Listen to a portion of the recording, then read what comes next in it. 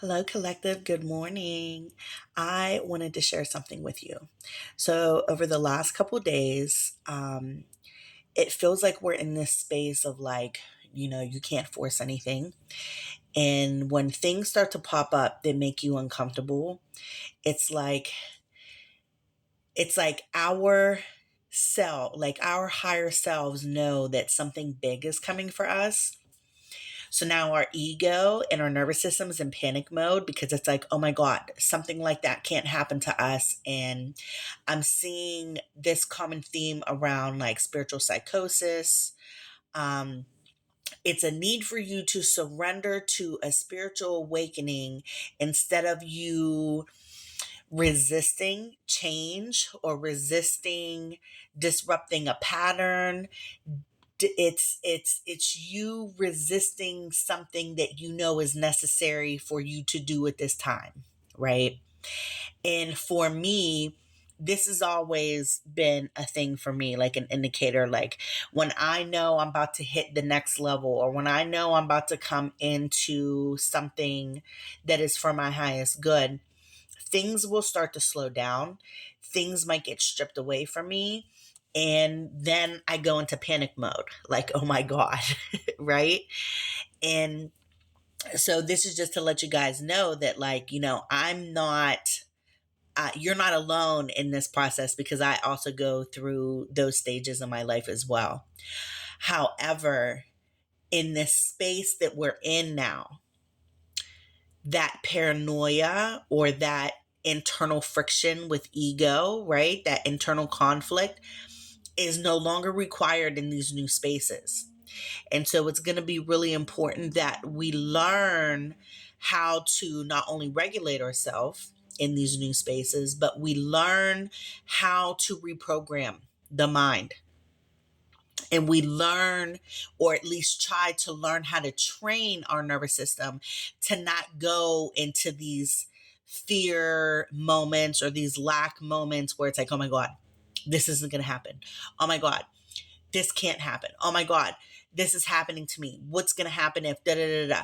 We can't rehearse and we can't create scenarios in our head that have not happened yet. Okay. Something big is coming for you. Something huge is about to shift in your life, and you need to trust that.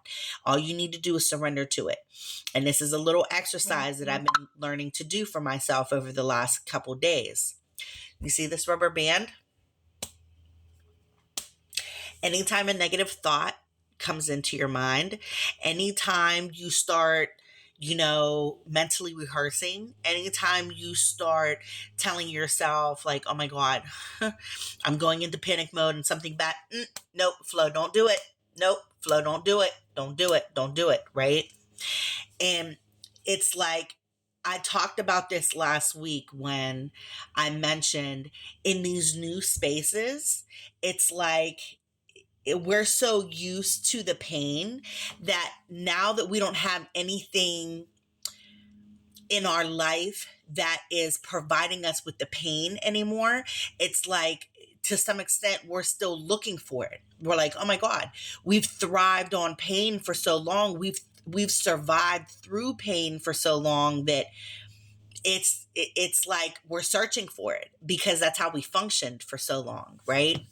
And so in these new spaces, it's like now that we don't have now that we don't have to look forward to the pain, what do we have to look forward to now? And this is our intentions, our desires, things that we've been praying for at this point, right? And because we don't have anything to look forward to for as far as pain, something, you know, because what you need to understand is people who've dealt with trauma for so long, that pain can be like a dopamine high for some. You know what I mean? Like you're expecting it. And that pain is giving you a sense of like, okay, I have to push. I need to keep going. Right. And we don't need to be in that mindset anymore. All we need to do is just be calm and regulated and just know that we're safe and protected. But if you're still searching for the pain, if you're still searching for something to like jolt you, like, oh my God, this is it. Because I've been struggling with that. I don't have pain in my life. I don't have anybody putting me through pain anymore. I don't have situations with people, places, and things where I'm feeling like a victim anymore. I had to release that from myself, and especially all these personal things that I've gone through in my life over the past year. I'm not in those situations anymore where I am putting myself in the middle of, like, oh my God, we need to ride at dawn and this is fight or flight, right? I'm not in those spaces anymore. But because my ego is afraid of me moving on, my ego is afraid of me to move up to the next level, this is helping me with that pain. And I'm not self-abusing and I'm not torturing myself, but because my nervous system is looking for something to brace for the next traumatizing moment, I'm doing this to remind myself. See how red I'm getting? I'm doing this to remind myself, stop. Stop with the mental negative talking of yourself. Stop with the mental rehearsing. Stop creating scenarios in your head that haven't happened yet. And it's been helping, right? And especially over the last couple of weeks, I've been talking about like disrupting patterns, right? Last night, I don't have no TV in my bed.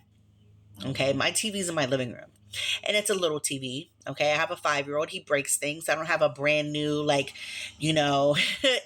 60-inch TV. I just have a regular 30-some inch TV, and it's from longer than 10 years ago. I guarantee it. Okay, so it's a very old TV, and I'm okay with that. Okay. And last night, my son was like, can we take the TV upstairs in the bedroom and cuddle in bed? I'm like, sure. So I take the TV upstairs and lay down with my son, and he wants to sleep on my side. And I got a little bit upset because that's my side of the bed. I'm like, no. And then I immediately heard, no, disrupt the pattern. So I slept with one of his stuffies last night. I slept on the opposite end of the bed. I slept with the TV in my room, right? I mean, it wasn't on. I turned it off after he fell asleep, but doing certain things like that where you're used to doing the same thing over and over again, give yourself a way to disrupt the pattern.